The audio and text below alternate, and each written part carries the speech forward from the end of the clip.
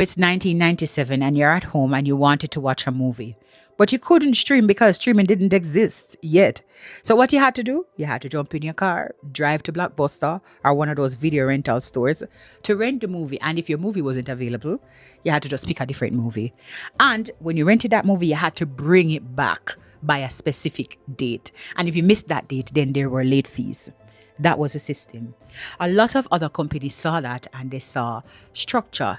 They saw an opportunity and they asked themselves, how do I open a video store like this one? But Netflix didn't do that. They asked themselves, how can I let people stop coming to the video store? And that is strategic thinking. So what did Netflix do? They launched a DVD by mail company. Customers would order their movies online and they mail it to them, send it directly to their home. So that eliminated them going to the store. So when they were done watching the movie, they would just mail it back to Netflix. No visiting the store, no searching shelves, no late fees like that. So this move by Netflix wasn't just about strategic thinking. It was one of the most powerful tools ever used in marketing, and that is reduced friction. Essentially, that is the easier you make it for customers to get their goods and services, to get what they want, is the faster your business grow.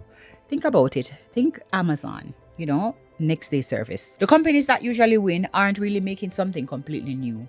They're just making it easier to access. Then came that changed everything. Netflix realized something that a lot of companies fail to, and that is what makes you successful today won't necessarily make you successful tomorrow. Internet speeds were changing, customers' expectations were changing, and Netflix had to pivot with that. So what did they do? They made a decision that looked incredibly risky, and they invested in a streaming service. And they didn't do this because DVDs were failing.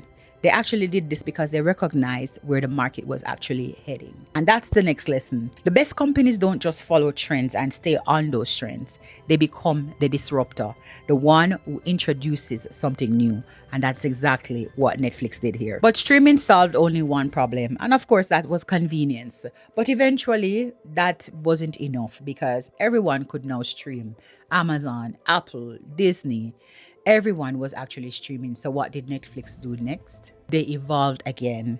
So instead of just streaming everybody's program and every program that somebody else could actually stream, they invested heavily in their own program. Think Orange is the New Black or House of Cards. Those are Netflix original series. So you won't get them anywhere else but on Netflix. These weren't just TV shows.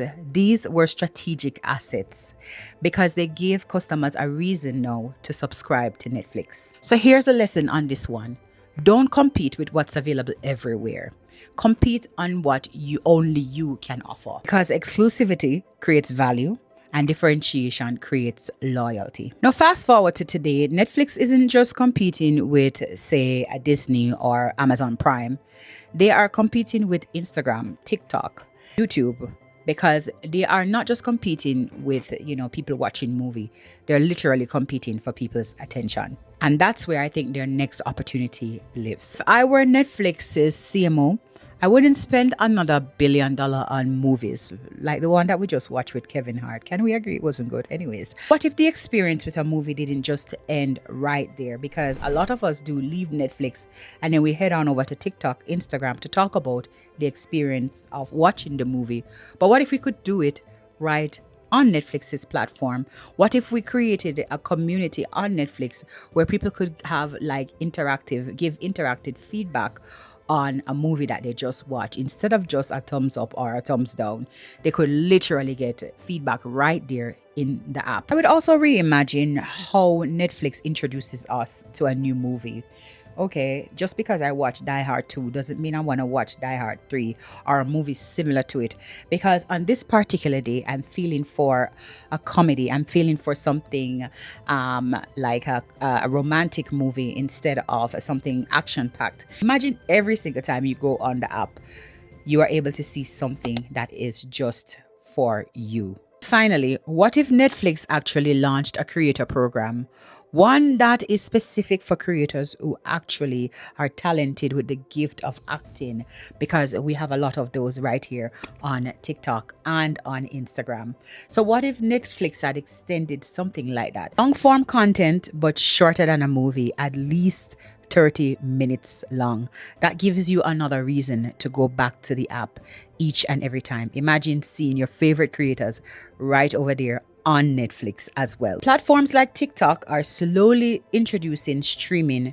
They've recently launched the first short form movie on TikTok. They call it vertical movie right here on TikTok. What if Netflix had introduced something like that also on their platform, but for creators instead? Let me know what you think about these ideas down below in the comment section. I personally think that this is the way to go for Netflix.